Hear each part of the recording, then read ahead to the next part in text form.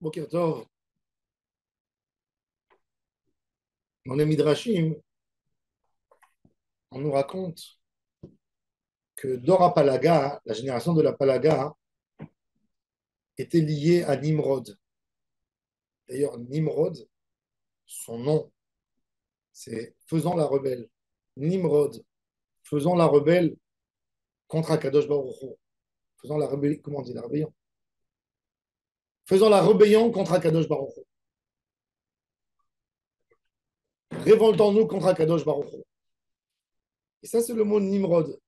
D'ailleurs, c'est une question de beaucoup de personnes. Il ne faut pas appeler ce nom aux enfants, même que ce nom est fréquenté dans le public israélien.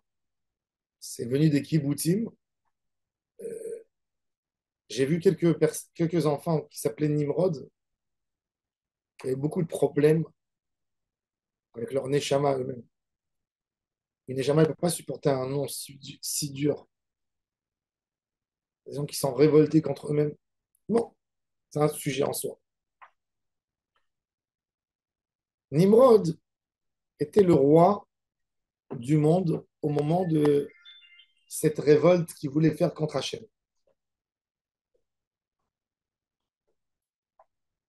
Et il faut comprendre quelle était l'idéologie de faire un seul peuple dans le monde. Pourquoi Nimrod a voulu faire un peuple? Et on comprend un peu dans le texte, la paracha, hein. Tout de suite après l'histoire de Nimrod, il est mentionné l'histoire d'Abraham Avinu avec Ur-Kasdim. Il faut savoir qu'Abraham Avinu, l'histoire de Ur-Kasdim, quand il a été jeté dans le feu, c'est pas une histoire qui s'est passée un jour par hasard. C'est arrivé comme ça. Abraham Avinu faisait un challenge pour Nimrod et pour sa génération,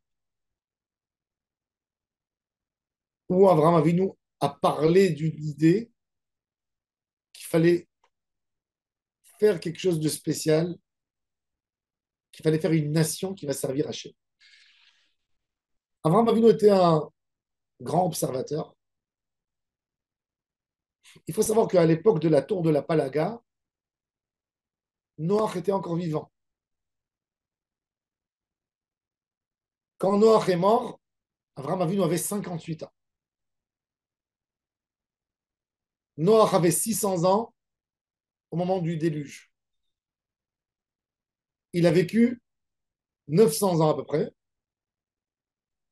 Donc, l'histoire de Abraham Avinu, de la Palaga, se passe quand le père, le nouveau père du monde, Noach, est encore en vie. Il y a eu un miracle extraordinaire qu'Akadosh Baruch Hu a fait une bracha à Noach, que ces générations vont se multiplier d'une manière extraordinaire. Et en moins de 300 ans, le monde de l'époque contenait des millions de personnes.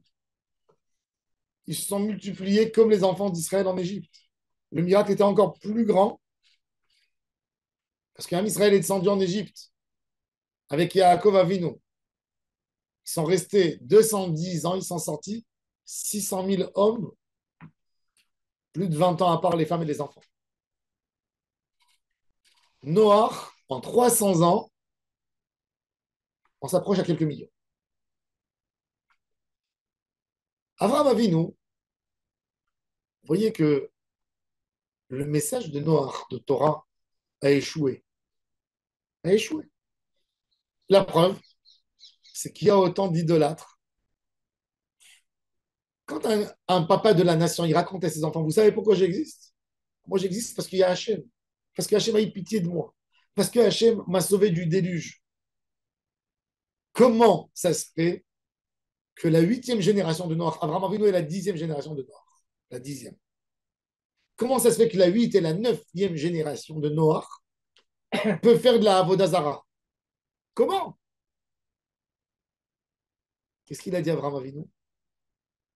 Il a compris que la Torah de Noach et celle de son fils Shem et celle de son fils Ever n'était pas un message de Torah qu'on pouvait transmettre au monde.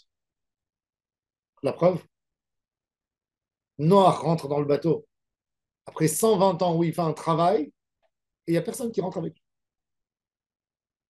Un message qui n'arrive pas à convaincre l'humanité par le émet d'Hachem. C'est-à-dire que le message de Noah est tordu à la base. Ça ne se voit pas. Mais durant les générations, tu vois à quel point la déviation elle se fait. Vous savez, vous mettez deux traits, un à côté de l'autre. Au début, ils sont un à côté de l'autre, tout droit. Mais il suffit qu'il y ait 2 millimètres ou 1 millimètre de tordu, que quand vous allez tirer avec le trait, vous allez passer à 1 kilomètre, vous n'allez plus voir l'autre côté. Pourquoi? Parce que c'est tordu. Plus on avance dans le temps, si ton message n'était pas clair avant, il va être beaucoup plus tordu à la fin. C'est pour ça d'ailleurs que au début de la paracha, nos sages voulaient nous dire qu'il ne fallait pas apprendre de noir, parce que son message n'était pas clair. Même Shem et Ever. Il faut savoir qu'Abraham Avinu n'est pas le premier monothéiste dans le monde. Quand Abraham Avinu vit, c'est pas qu'il a découvert Hachem. Hachem existait. Il y a Noach qui est un serviteur d'Hachem. Noach a fait un hôtel après le déluge. Il a sacrifié à Kadosh Baruch Hu. Ça lui a tellement fait plaisir ce qu'il a fait Noach que Kadosh Baruch Hu a juré de ne plus amener le déluge. Il a juré à Hachem. Il y a Hachem, le fils de Noach, qui a une grande yeshiva. Il y a Ever, yeshiva. Abraham Avinu a étudié chez eux. Yitzhak a étudié chez eux. Yaakov a étudié chez eux. Et malgré tout, ce n'est pas un message pour nous. Certaines bases, ils ont étudié chez eux. La émouna de Noach, de Shem et de Ever, ce n'est pas un chemin pour faire une nation. C'est que des individus. Elle n'est pas donnée à tout le monde. Parce que leur compréhension en Hachem n'était pas une belle compréhension. Ils n'ont pas travaillé à comprendre ce qu'est Hachem, comme Avraham Avinu. Avraham Avinu a basé d'ailleurs toute sa avodat Hachem sur la mida du Chesed. Il a copié d'Hachem, comme quand Kadosh Baruch Hu se comporte avec nous, Bechesed. Azan et Taolam Kulo, Bechen, Bechesed, Berevach, Berachamim. Il a dit, moi, je vais faire du Chesed. Dans sa tente, quand il a ouvert sa tente en plein désert, il a fait 4 portes pour qu'il n'y ait pas un passager qui ne voit pas l'entrée. Qu'on peut rentrer d'où on veut. Et il partageait avec les gens ce qu'il avait. Il était dévoué pour tout le monde. Abraham Avinu n'a pas fait un djihad. N'a pas fait une guerre religieuse. Et si on regarde point de vue influence, Abraham Avinu est l'homme le plus influent de l'histoire. Aujourd'hui, nous retrouvons 3700 ans après Abraham. 3600 ans. Il y a la majorité du monde aujourd'hui qui est monothéiste. C'est le travail d'Abraham Avinu. Un homme qui a résisté contre le monde entier. Abraham Avinu a gagné. Abraham Avinu est devenu l'homme le plus influent de l'histoire. La majorité du monde, vous comprenez ça, est monothéiste. Grâce à qui? Au travail d'Abraham Avinu.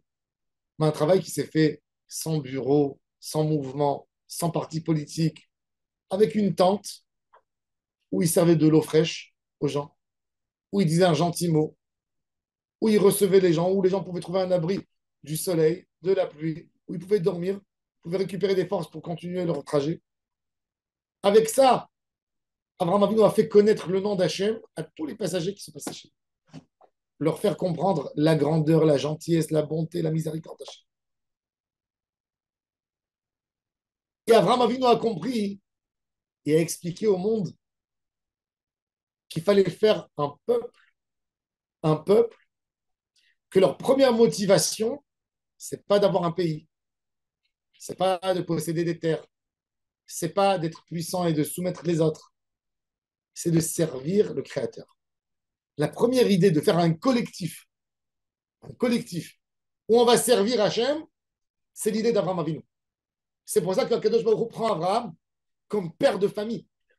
et il lui dit, je ferai de toi un peuple. Pourquoi? Parce que toute la volonté d'Abraham Avinu était de faire un peuple. C'était la première fois, la première idée de faire un assemblement de personnes, un collectif qui va servir Dieu.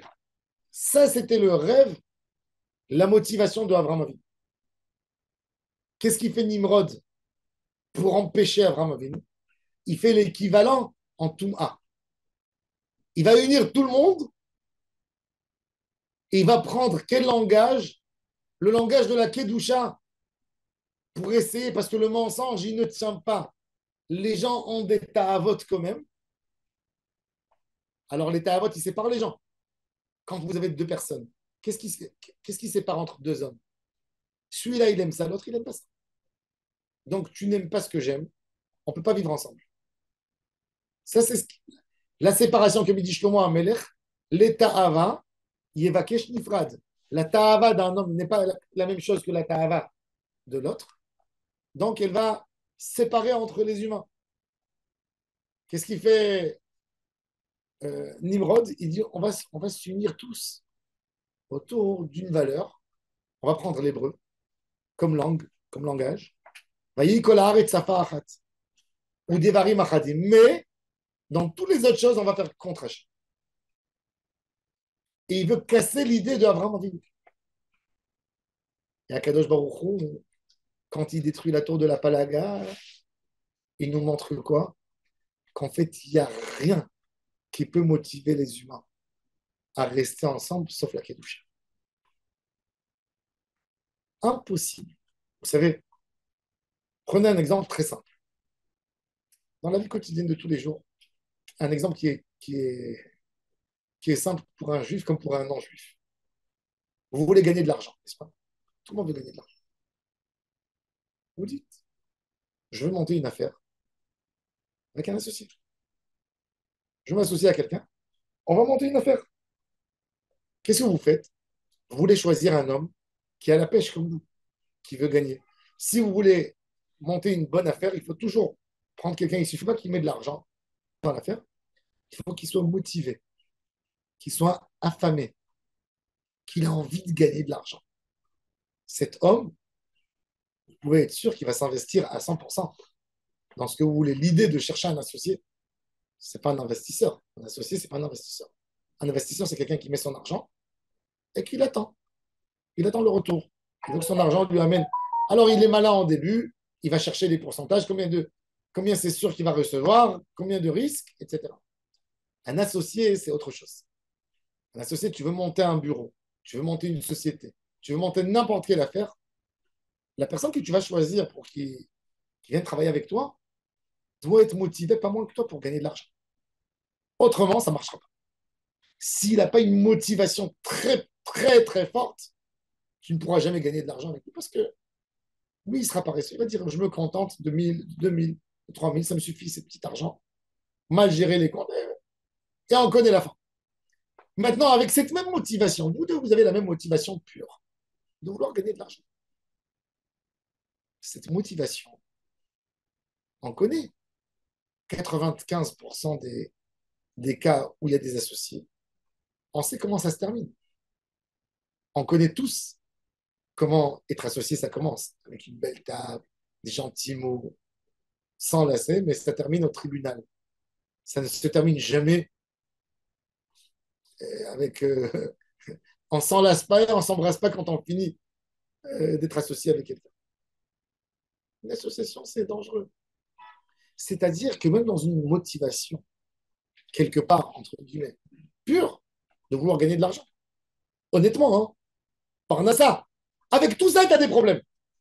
Si tu as dans ça des problèmes, tu peux comprendre que dans tout ce qui se passe dans le monde, tu ne pourras pas collaborer avec quelqu'un pour obtenir un bien matériel. Pourquoi? Parce que la volonté de l'autre, ce n'est pas la même que la tienne. Il va autre chose. La seule chose qui peut unir les êtres humains, les mettre un avec l'autre ensemble, c'est pour servir le Créateur. L'histoire de la Palaga, elle a renforcé l'idée d'Abraham Avinu de l'union que les êtres humains peuvent s'unir que autour d'une seule valeur, Emouna.